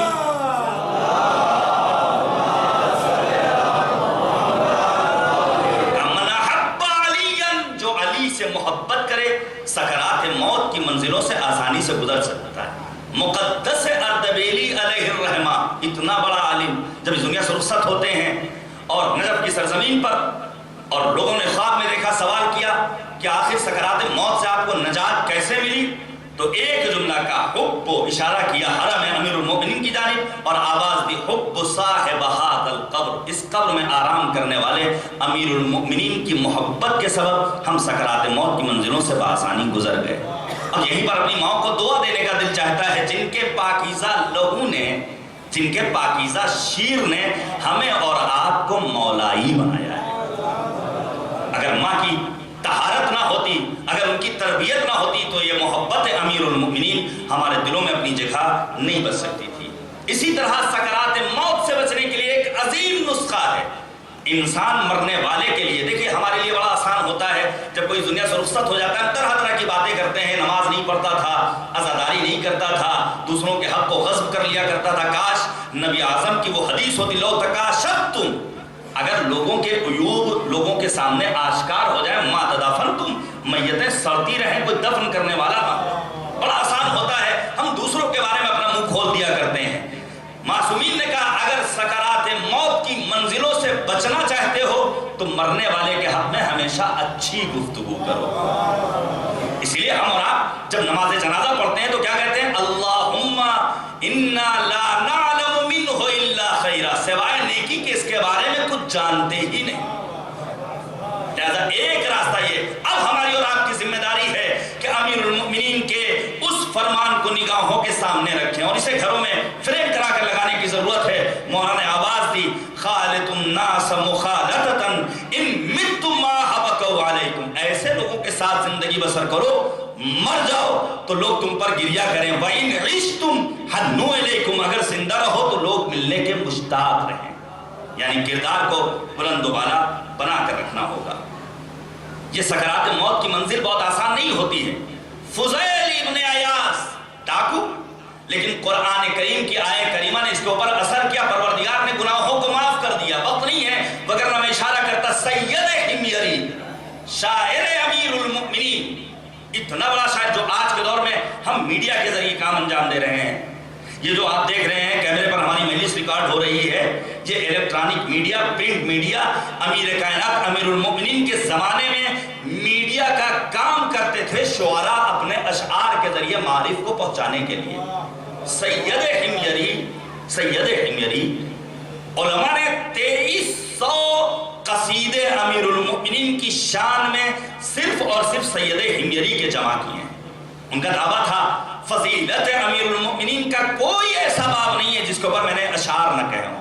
اگر کوئی ایک گوشہ فضیلت عربی کا ایسا پیش کر دیا جائے جس کے بارے میں میرے اشعار نہ ہو تو میں جو کہے انعام دینے کے لیے تیار ہوں۔ سید حمیری گنہگار تھے، امام صادق کو نہیں مانتے تھے، شراب پیتے تھے، لیکن ایک لہجے کے لیے، میں نے استاد علی کا ایک جملہ آپ کے سپرد کیا تھا، اگر ایک لمحے کے لیے کنیکشن ہو جائے اس در سے، دامان قرآن سے، تو زندگی میں انقلاب آنے کے لیے کافی و وافی۔ اب بات آگئی بیان کر دوں۔ سید حمیری ایک راستے سے گزر رہے ہیں، امام صادق نے کوچے میں دیکھا سید حمیری اپنے ہاتھ میں ایک ظرف لیے ہوئے ہیں۔ امام صادق نے سوال کیا، ما فی ابریقک یا حمیری، اے حمیری تمہارے ظرف میں کیا ہے؟ اب ذرا سا تصور کیجئے، ہم جیسے جوان یا ہمارے نوجوان بھائی اگر یوٹیوب پر کوئی ویڈیو دیکھ رہے ہو، ایک دم سے کوئی بزرگ آ جائے گھر کا، فوراً وہ پاسورڈ لگانے لگتا ہے اور موبائل کو فوراً لاک کرنے کی کوشش کرتا ہے۔ سید حمیری سے وقت کا امام صادق سوال کر رہا ہے، ما فی ابریقک، یہ تمہارے ظرف میں ہے کیا؟ سید حمیری گھبرا گئے، انہوں نے کہا انہ لبن، یہ دودھ ہے، جبکہ تھا کیا اس میں؟ شراب۔ امام نے کہا اپنے اس دودھ میں سے تھوڑا سا دودھ میرے ہاتھ پر انڈیلو۔ جیسے ہی سید حمیری نے سنا بغلیں جھانکنے لگے، اب کروں تو کیا کروں؟ امام نے جیسے ہی یہ کہا، سید حمیری نے ظرف کو کھولا تو اب کیا دیکھا؟ وہ شراب کے قطرات نہ تھے بلکہ آب زلال کے قطرات تھے۔ ایک لحظے کے لیے اپنا رابطہ برقرار کیا ہے امام جعفر صادق سے تو سید حمیری ہمیشہ کے لیے امر ہو گئے۔ پروردگار نے گناہوں کو معاف کر دیا۔ جناب حر زندہ مثال اسی لیے تو خمار بارہبنکوی نے کہا تھا قبر خور پر کوئی اے کاش یہ مصرع لکھ دے، شام دوزخ میں تو جنت میں سحر ہوتی ہے۔ ایک لحظے کے لیے کانٹیکٹ برقرار ہوا، رابطہ برقرار ہوا، پروردگار نے گناہوں کو معاف کر دیا۔ فضیل ابن عیاض ایک آیہ قرآن کی تلاوت کے نتیجے میں اتنا بڑا ڈاکو تھا، اللہ نے معاف کر دیا، اور اس کا نام جلی حروف میں آج بھی تاریخ میں ملتا ہے۔ ان کا ایک شاگرد وہ اپنی زندگی کے آخری لحظات میں، یہ باتیں کو بیان کر رہا ہوں، ہمیں اور آپ کو کامیابی چاہیے، جہاں تمام دعائیں کرتے ہیں وہیں عاقبت بخیری کی بھی ہمیں اور آپ کو دعا کرنی ہے۔ پروردگار ہماری عاقبت بخیر کرے۔ ہم یہاں نماز پڑھ رہے ہیں، روزے رکھ رہے ہیں، حسین کی عزاداری کر رہے ہیں، لیکن کل کا نہیں معلوم کل کیا ہوگا۔ شاگرد فضیل ابن عیاض زندگی کے آخری لحظات، اور ایسے موقع پر جب سورہ یاسین کی تلاوت کرتے ہیں فضیل ابن عیاض، تو ان کا شاگرد کہتا ہے خبردار استاد، سورہ یاسین کی تلاوت نہ کیجیے، کہو لا الہ الا اللہ، کہا نہ میں خدا کو مانتا ہوں نہ وحدانیت خدا کا قائل۔ فضیل ابن عیاض وہاں سے باہر نکل جاتے ہیں، اپنے گھر پہنچتے ہیں، وہ شاگرد مر جاتا ہے۔ اب جب حالت خواب میں دیکھا تو سوال کیا یہ تمہیں ہوا کیا تھا؟ وہ انسان کہتا ہے، دیکھیے سکرات موت میں انسان کیوں مبتلا ہوتا ہے۔ وہ شاگرد کہتا ہے استاد میں تھا تو آپ کا شاگرد، لیکن 3 گناہوں کی میرے اندر عادت تھی۔ پہلی جو صفت تھی، میں حاسد تھا، میں دوسروں سے حسد کرتا تھا۔ الحسد یأکل الایمان کما تأکل النار الحطب، حسد ایمان کو اس طرح جلا کر خاکستر میں تبدیل کر دیتا ہے جیسے لکڑیاں آگ لکڑیوں کو جلا کر خاکستر میں تبدیل کر۔ پہلی صفت میں حسد کیا کرتا تھا، دوسری صفت میں چغلخوری کیا کرتا تھا۔ آج چغلخوری ضروری نہیں کہ فزیکلی طور پر ہم آپ کے پاس بیٹھیں پھر چغلی کریں، نہیں، واٹس ایپ سے ایک میسج کیا کام ہو گیا۔ قرآن نے کہا ویل لکل ہمزۃ لمزہ، چغلخوری اصلاً جائز نہیں ہے، اجازت نہیں۔ تیسری صفت میرے اندر یہ تھی کہ میں شراب پیا کرتا تھا۔ معصوم نے فرمایا 3 گروہ جنت میں نہیں جا سکتے ہیں، تارک الصلاۃ ولو برکعۃ، نماز چھوڑنے والا 1 رکعت ہی نماز کیوں نہ ترک کرے، آقل والدین ولو بلحظۃ، والدین کا آق کیا ہوا 1 لمحے کے لیے ہی آق کیوں نہ کیا گیا، اور پھر شارب الخمر ولو بقطرۃ، شراب کا پینے والا 1 لحظے کے لیے 1 قطرہ ہی شراب کیوں نہ پیے۔ لہذا اگر سکرات موت سے بچنا ہے تو حسد جیسی بیماری سے بچنا ہوگا، نماز کا پابند بننا ہوگا، ہمیں چغلخوری سے دور رہنا ہوگا، اور ہمیں شراب جیسی بری چیز سے اپنے آپ کو محفوظ رکھنا ہوگا۔ توجہ کیجئے گا عزیزان گرامی، تیسری چیز جس کے لیے پیغمبر نے آنے والے کو نصیحت کی ہے، فرماتے قدم مالک امامک یسرک اللحاق بہ، یہ جو مال اللہ نے تمہیں دیا ہے یہ خرچ کرو اس دنیا کے لیے جہاں پہنچ کر یہ مال تمہیں فرحت، سرور، شادمانی بخشے گا۔ ہم اور آپ ذخیرہ کرتے ہیں اپنے بچوں کے لیے، لیکن پیغمبر نے کہا یہ مال جتنا راہ خدا میں خرچ کرو گے اللہ برکت بھی دے گا، اور تم اللہ کے مقرب ترین بندوں میں بھی بن سکتے ہو۔ جانے قربان جائیں اہل بیت طاہرین علیہم السلام پر، جنہوں نے سادہ زیستی کے ساتھ ایسی زندگی بسر کی ہے، ایسی زندگی بسر کی ہے کہ اگر لباس بھی آتا ہے تو جنت سے آتا ہے، رضوان جنت آواز دیتا انا خیاط الحسنین، ہم حسنین کے درسی ہیں۔ اور تیسری چیز جس کی جانب پیغمبر نے نصیحت کے طور پر اشارہ کیا، فرمایا وَقْنَا بِمَا أُوتِيتَهُ يَخِفُّ عَلَيْكَ الْحِسَابِ، آج ہمارے یہاں کمی ہے، قناعت پسندی نہیں ہے، کتنی ہی سیلری کیوں نہ ہو جائے ہم رونا ہی روتے ہیں، کتنا ہی عالی شان مکان کیوں نہ ہو جائے۔ پیغمبر نے کہا یاد رکھو قناعت اختیار کر لو تاکہ حساب و کتاب تمہارا بہت آسان ہو جائے۔ اگر ہم اور آپ سکرات موت سے بچنا چاہتے ہیں، اگر اپنے آپ کو کامیابی کی راہ پر گامزن کرنا چاہتے ہیں، تو ان نصیحتوں کو ہمیں اپنے اوپر بھی لاگو کرنا ہوگا، پھر قناعت کو اختیار کرنا ہوگا۔ میں ایک واقعہ آپ کے سامنے پیش کروں۔ قناعت کے نتیجے میں انسان کو حاصل کیا ہوتا ہے؟ عزت و سربلندی حاصل ہوتی ہے۔ لا عز من قانع، اگر عزت چاہیے تو قناعت کرو۔ اسی قناعت کے ذریعے انسان کو آرائش اور آسائش نصیب ہوتی ہے۔ فرمایا من قنع بالمقسوم استراح من الہم والکد والتعب، انسان کسی بھی طرح کا ہم و غم نہیں لے گا اگر قناعت کرنے والا ہوگا۔ اگر انسان اپنے دین کی سلامتی چاہتا ہے تو اب انسان کی ذمہ داری ہے کہ وہ قناعت کرے۔ اقنعوا بالقلیل من دنیاکم لسلامت دینکم، دنیا کے کم پر قناعت کرنے لگو تاکہ تمہارا دین محفوظ رہے۔ تمام تر آثار برکات، ان میں ایک اثر یہ ہے جب انسان قناعت کرنے لگتا ہے تو اس کے اندر بلند ہمتی پیدا ہو جاتی ہے۔ ایک ملک ایران آپ کی نگاہوں کے سامنے ہے، اتنا بڑا بائیکاٹ، اقتصادی پابندی، لیکن انہوں نے راہ خدا میں قناعت کر کے دنیا کے بڑے سے بڑے ممالک کو چیلنج کر دیا، تم جتنا چاہو اقتصادی پابندیاں لگاتے رہو لیکن ہماری ہمتوں میں کسی طرح کی کوئی کمی آنے والی نہیں ہے۔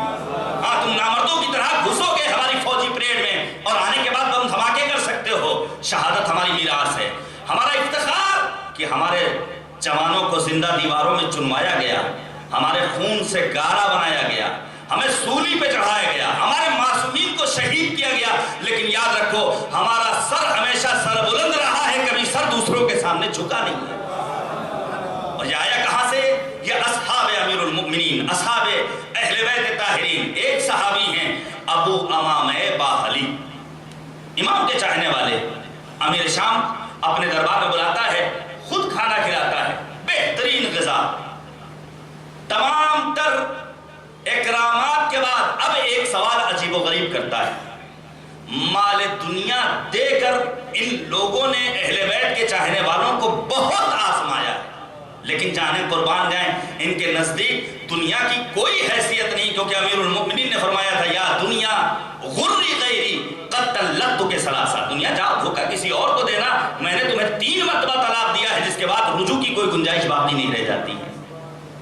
ابو امامہ باہلی، معاویہ نے ایک سوال کیا، یہ بتاؤ تمام تر اکرامات، سونے کی تھیلیاں دے دی، بہترین کھانا کھلایا، بہترین پذیرائی کی، اب ایک سوال کیا، اے ابو امامہ یہ بتاؤ میں افضل ہوں یا علی مرتضیٰ؟ علی کا چاہنے والا، عاشق امیر المؤمنین، ولایت کا شیدائی، صحابیت کا جسے شرف حاصل ہو، وہ امیر شام سے جب یہ سوال سنے گا تو ابو امامہ باہلی نے اس مالی دنیاوی مال کو حقارت کی نگاہ سے دیکھتے ہوئے، قناعت اختیار کرتے ہوئے ایک سوال کیا، اے معاویہ یہ بتاؤ تم اس دنیاوی مال سے ہمارے ایمان کو تولنا چاہتے ہو؟ کہاں امیر المؤمنین علی مرتضیٰ اور کہاں تم جیسا بدترین انسان۔ لہذا اگر بلند ہمتی چاہیے تو اپنے اندر قناعت پیدا کرنی ہوگی۔ اب اس کے بعد بس بچے ہوئے وقت میں کچھ دیر میں اور تذکرہ کرنا چاہتا ہوں۔ یاد رکھیے جب سید الشہداء اپنے جوان فرزند حضرت علی اکبر کو میدان میں بھیج رہے تھے، یہ پیغمبر کی نصیحتیں ایک طرف، پیغمبر اعظم نے اگر ان چیزوں کا حکم دیا ہے تو یقین جانیے پیغمبر کے اندر یہ تمام صفات بحد کامل و تام پائے جاتے تھے۔ اب میرا سوال ہے اپنے جوان بھائیوں سے، جب ہم مصائب میں سنتے ہیں کہ سید الشہداء نے آواز دی، پروردگار گواہ رہنا ایک ایسا جوان بھیج رہا ہوں دشمنوں کے مقابلے میں جو خلق میں، خلق میں، گفتار میں تیرے نبی سے سب سے زیادہ مشابہ تھا۔ اب میرا سوال ہے آپ یہ بتائیے کیا نبی کے مشابہ ہم اور آپ بن سکتے ہیں یا نہیں بن سکتے؟ آخر ایک سوال ہے، امیر المؤمنین علی مرتضیٰ اور دیگر معصومین علیہم السلام کی طرح کیا ہم اپنے آپ کو پیغمبر اعظم کا مشابہ بنا سکتے ہیں یا نہیں بنا سکتے؟ دیکھیے معصومین کیا مثال کے طور پر جب امام حسین مدینے سے نکلے ہیں تو اپنے ساتھ جناب صغرا کو لے کر نہیں آئے، کیوں؟ کیونکہ علماء نے لکھا ہے یہ حسین کی چہیتی بیٹی حسین کی ماں فاطمہ الزہرا سے بہت زیادہ مشابہ تھی، اور سید الشہداء کوئی منظور نہیں تھا کہ ماں کی مشابہ بیٹی بازار کوفہ و شام میں دیار بدیار پھرائی جائے۔ تھے ایسے افراد جن کے یہاں مشابہت پائی جاتی تھی، تنہا جناب صغرا نہیں بلکہ دیگر افراد، مثال کے طور پر صدیقہ طاہرہ کے بارے میں ہم اور آپ سنتے ہیں اور پڑھتے ہیں، مشیوہا کا مشی نبی، جناب زہرا کے چلنے کا انداز وہی تھا جو نبی اعظم کے چلنے کا انداز تھا، یعنی مشابہت پائی جاتی تھی۔ اب یہاں پر پیغمبر اعظم کہ ہم اور آپ مشابہ بن سکتے ہیں یا نہیں بن سکتے ہیں؟ پیغمبر اعظم نے اپنے اصحاب سے سوال کیا، الا اخبرکم باشبہکم بی خلقا، سوال کیا، استفہامیہ جملہ ہے۔ پروردگار نے بھی متعدد مقامات پر کہیں کہا هل يستوي الذين يعلمون والذين لا يعلمون، کیا عالم و جاہل برابر ہو سکتے ہیں؟ سوال و جواب اور سوال کی شکل میں جب انسان کے سامنے کوئی بات پیش کی جاتی ہے تو سمجھنا بہت آسان ہو جاتا ہے۔ پیغمبر نے سوال کیا، کیا تم نہیں چاہتے کہ ہم تمہیں کچھ ایسی باتیں بتائیں جو تمہیں میرا جیسا بنا دیں؟ قالوا بلا، اصحاب نے کہا ہاں نبی خدا، ہم سننا چاہتے ہیں کچھ باتوں کو جس کے ذریعے ہم آپ جیسا اپنے آپ کو بنا سکیں۔ پیغمبر نے پہلا جملہ ارشاد فرمایا، اگر میرا جیسا بننا چاہتے ہو تو احسنکم خلقا، اخلاق کے اعتبار سے اپنے آپ کو حسین بناؤ۔ اسی لیے آپ کے گھر میں اگر آئینہ لگا ہوا ہو تو صرف اور صرف ظاہری زیبائی اور آرائش کے لیے آئینہ نہ دیکھیے، بلکہ کبھی کبھی دعا کیا کیجیے اور لکھ کر لگا لیجیے، اللہم حسن خلقی کما حسنت خلقی، جس طرح تم نے میرا چہرہ اتنا زیبا اور خوبصورت بنایا ہے، ہمارے اخلاق و کردار کو بھی خوبصورت بنا دے۔ انسان حسین مناظر کا دلدادہ ہوا کرتا ہے، اور حسن مناظر میں انسان اتنا گم ہو جاتا ہے کہ انگلیاں کٹ جاتی ہیں پتہ بھی نہیں چلتا۔ لیکن قرآن کریم نے اعلان کیا حسن مناظر اپنی جگہ، لیکن اگر انسان حسن صورت کے ساتھ حسن کردار کا مالک ہو تو ولو یہ کہ حبش کا رہنے والا سیاہ فام بلال ہو، دنیا حضرت بلال کہہ کر پکارے گی۔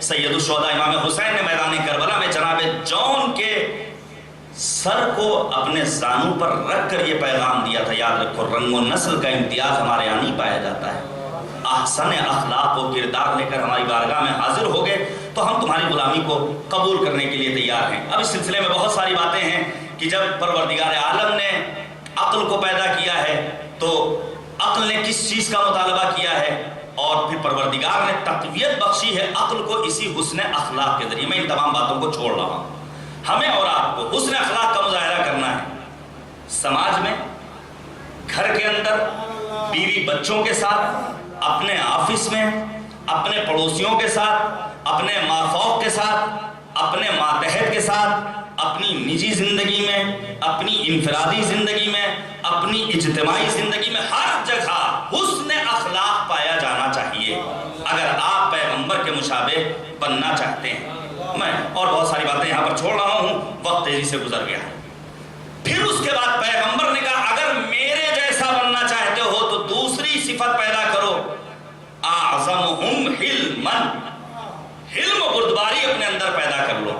آج ہمارے ذرا سی بات پر 4 دن کے پیدا ہونے والے بچے ماں باپ پر غصہ کرنے لگتے ہیں، چھوٹا بھائی بڑے بھائی پر غصہ کرنے لگتا ہے، جبکہ قرآن نے اعلان کیا والکاظمین الغیظ والعافین عن الناس واللہ یحب المحسنین، غصے کو پی جانے والے ہیں میرے مخلص بندے، لوگوں کو معاف کر دینے والے ہیں میرے مخلص بندے، اور لوگوں پر احسان اور نیکیاں کرنے والے ہیں میرے مخلص بندے۔ امام سجاد وضو کے لیے بیٹھتے ہیں، پانی کا ظرف سر پر گرتا ہے، سر شگافتہ ہو جاتا ہے، لیکن وہ کنیز، آج ہمیں اور آپ کو مختلف جوکس یاد ہو جاتے ہیں مختلف قوم اور قبیلوں کے بارے میں، لیکن نہیں یاد ہوتی تو قرآنی آیت نہیں یاد ہوتی۔ امام سجاد کی کنیز بڑی تیز ہوش تھی، اس نے آیت کریمہ پڑھی والکاظمین الغیظ والعافین عن الناس واللہ یحب المحسنین۔ امام سجاد نے مسکرا کر فرمایا میں نے اپنے غصے کو پی لیا، میں نے تمہیں معاف کر دیا، راہ خدا میں تمہیں آزاد کر دیا۔ یہ علم اور بردباری اگر ہمارے یہاں پیدا ہو جائے تو بہت سارے مسائل خود بخود ختم ہو جانے والے ہیں۔ پروردگار کے تمام اوصاف میں پر یہ دعائے جوشن کبیر حلیم کا لفظ بھی استعمال ہوا ہے۔ اگر ایک لحظے کے لیے اب میں اپنی بہنوں کو مخاطب قرار دیتے ہوئے چند ایک باتیں بیان کرنا چاہتا ہوں۔ ہمارے یہاں، میں خود شادی شدہ زندگی بسر کر رہا ہوں، یہ تلخ حقائق ہیں جن سے انکار نہیں کیا جا سکتا ہے۔ کبھی کبھی ایسا ہوتا ہے کہ آدمی جھنجھلا کر کے ایک دم سے غصہ کرنے لگتا ہے، لیکن میں اپنی بہنوں کو مخاطب کر کے آواز دے رہا ہوں۔ رسول نے 3 طرح کی خواتین کو بشارت دی ہے کہ اگر تم نے اپنے اندر یہ اوصاف پیدا کر لیے تو تمہارا شمار روز قیامت صدیقہ طاہرہ فاطمہ الزہرا کے ساتھ ہونے والا ہے۔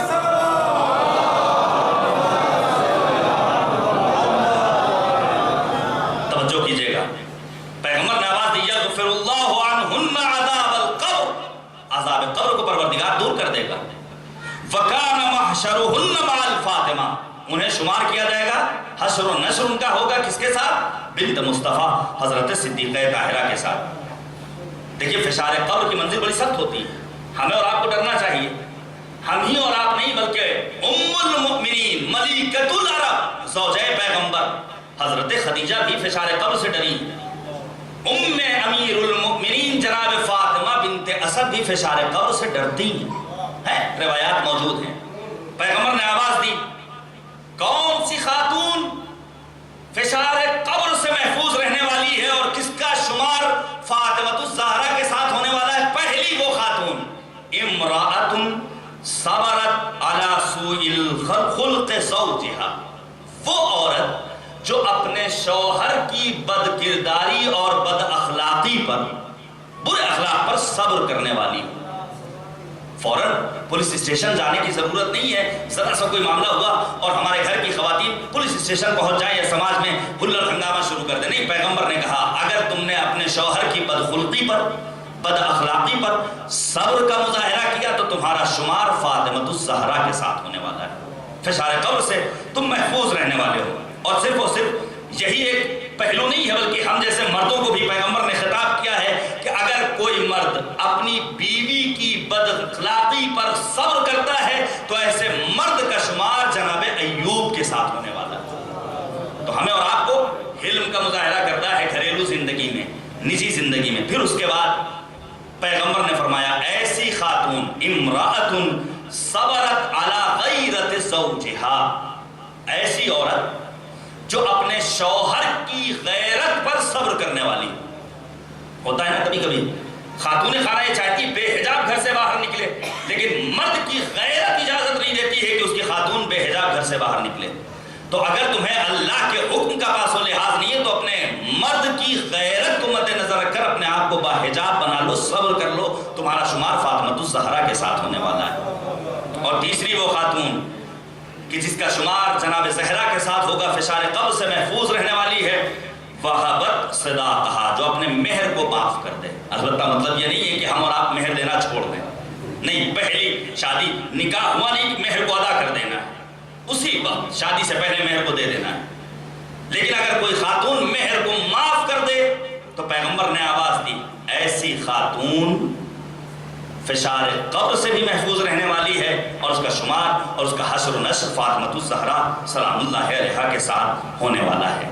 تیسری صفت جسے اگر ہم اپنے اندر پیدا کر لیں تو ہم نبی جیسے بن سکتے ہیں، ابرکم بقرابہ، جو اپنے رشتہ داروں کے ساتھ، گھر والوں کے ساتھ نیک کردار رکھنے والا ہو.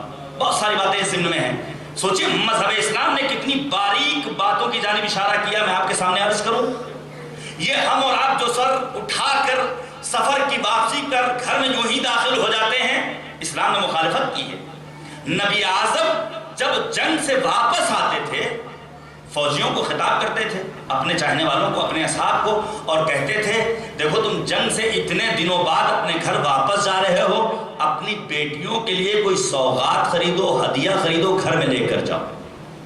کبھی کبھی یہ قدورتیں، یہ نفرتیں، یہ عداوتیں، یہ بیجا تعصبات، یہ غصے ایک چھوٹے سے گفٹ کے ذریعے منتقل ہو جایا کرتے ہیں. ایک شاخ گل کے ذریعے انسان غم و غصے کو ختم کر سکتا ہے. یہ صفت ہمارے اندر پیدا ہو جائے، گھر میں کبھی ایک پرفیوم خرید لیا، کبھی ایک عطر خرید لیا، کبھی ایک اچھا سا لباس خرید لیا. اگر انسان اپنے گھر والوں کے ساتھ نیکی کرنا چاہتا ہے تو اس کا ایک راستہ یہ ہے، ابرکم بقرابہ. اور آگے بڑھوں، اسلام نے کس حد تک، بس میں ختم کر رہا ہوں، اسلام نے کس حد تک تاکید کی ہے.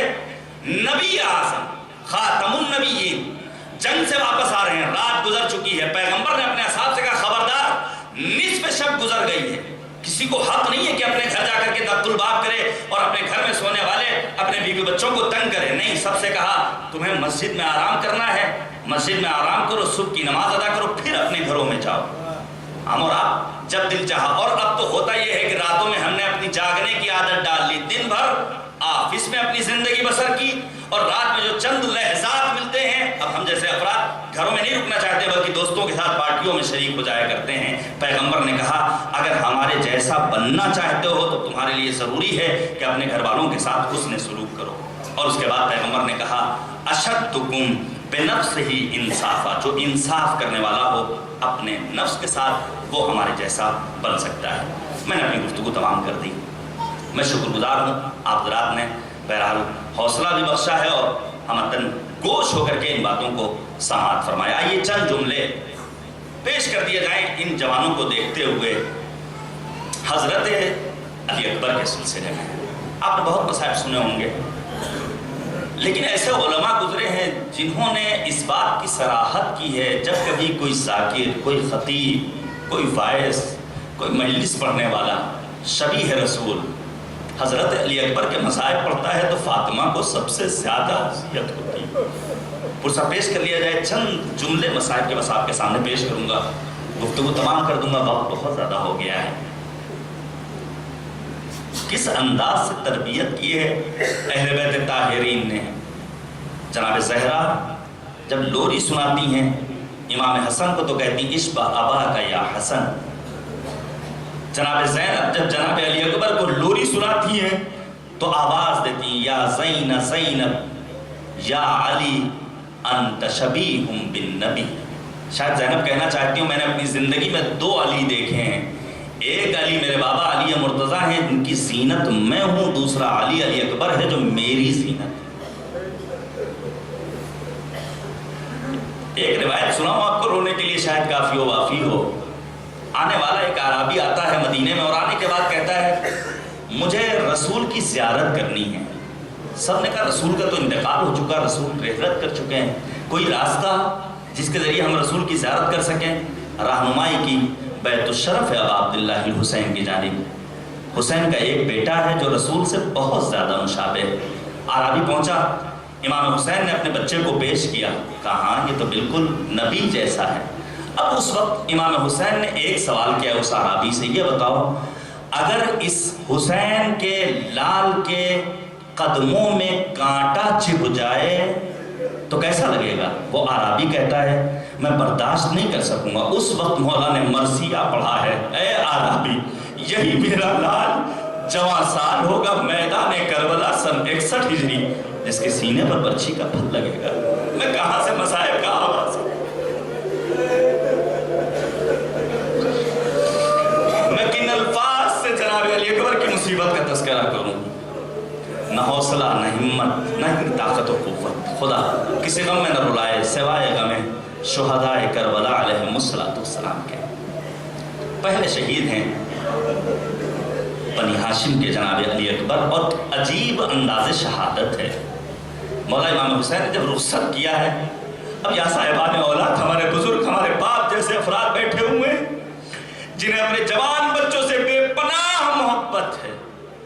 حسین نے کس انداز سے رخصت کیا ہے؟ جب جناب علی اکبر کو رخصت کر دیا، جاؤ بیٹا خدا حافظ، علی اکبر کو ایک مرتبہ آہٹ محسوس ہوئی، مڑ کر دیکھا تو کیا دیکھا؟ بوڑھا باپ اپنی کمر تھامے ہوئے چلا آ رہا ہے۔ بابا آپ نے تو رخصت کر دیا تھا، جب نہیں مولا نے فرمایا ہو اے علی اکبر کاش تم بوڑھے ہوتے تب تمہیں اندازہ ہوتا جوان بیٹے کو بھیجنا کتنا شاق ہوتا۔ جزاکم ربکم خیر الجزا۔ علی اکبر پہنچے ہیں میدان کارزار میں، 200 دشمنوں کو فنار کیا، لیکن 3 شب و روز کا بھوکا پیاسا واپس خیمے میں آتے ہیں۔ بابا پیاس مارے ڈال رہی ہے، پیاس اذیت پہنچا رہی ہے۔ مولا امام حسین نے اپنی زبان دی، فوراً علی اکبر نے نکال دیا، اس میں تو کانٹے پڑے ہوئے، انگشتر دی، اور اس کے بعد ایک مرتبہ پھر امام حسین نے کہا جاؤ بیٹا حوض کوثر پر جد رسول خدا تمہیں سیراب کریں گے۔ آیا ہے حسین کا لال اپنے جد کی شجاعت کا لوہا منواتے ہوئے، ہر ایک نے اقرار کیا ہے، لیکن کب تک جنگ کرتا؟ حسین ابن نمیر نے جب آپ کے سینے کا نشانہ لیا ہے، اب یہ حسین کا لال کھولے پر نہیں سنبھل پاتا ہے، آواز دیتا ہے یا ابتا علیک منی السلام۔ بوڑھا باپ کمر کو تھامے ہوئے آواز دیتا جا رہا ہے یا بنی بعدک الوفا، اے بیٹا تمہارے بعد زندگانی یہ دنیا پر خاک ہے۔ بس میں نے ختم کر دیا، مجھ سے نہیں پڑھا جا رہا ہے۔ اے بیٹا تمہارے بعد زندگانی یہ دنیا پر خاک ہے۔ لکھا ہے ارباب مقاتل نے، حسین جب پہنچے ہیں تو حسین کو کوئی دکھائی نہیں دے رہا ہے، 2 زانو ہو کر چل رہے ہیں۔ علی اکبر کے پاس پہنچنے کے بعد 2 زانو ہو کر بیٹھتے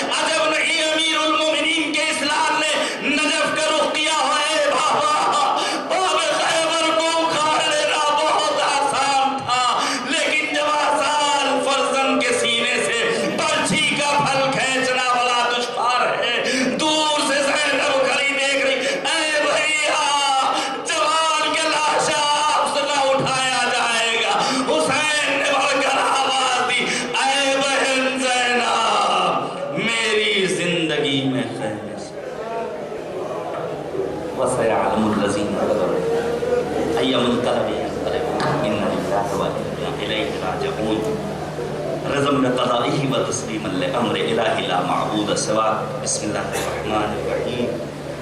اللهم عرفني نفسك فإنك إن لم تعرفني نفسك لم أعرف رسولك. اللهم عرفني رسولك فإنك إن لم تعرفني رسولك لم أعرف حجتك.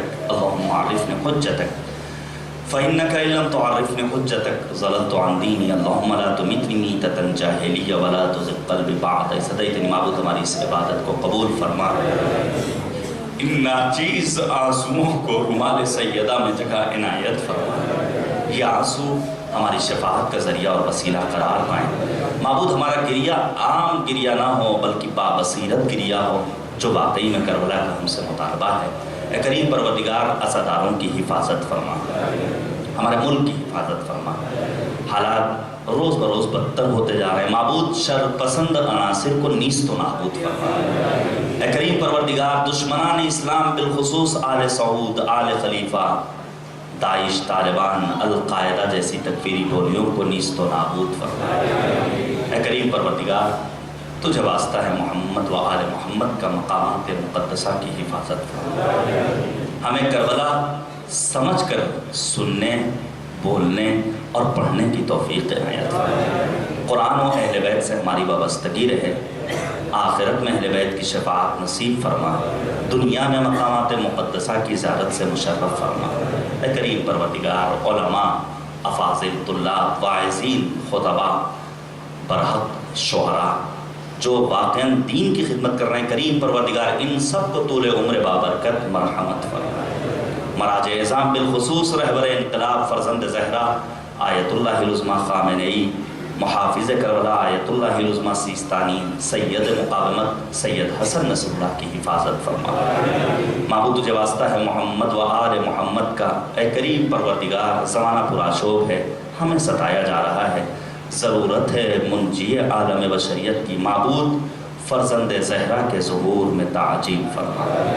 ہم سب کو امام کے اعوان و انصار میں شمار فرما. ربنا تقبل منا انکا انت السمیع العلیم. حضرات معذرت چاہتا ہوں, تاخیر ہو گئی. انشاءاللہ تعالیٰ کل سے کوشش یہ ہوگی کہ وقت کے اندر گفتگو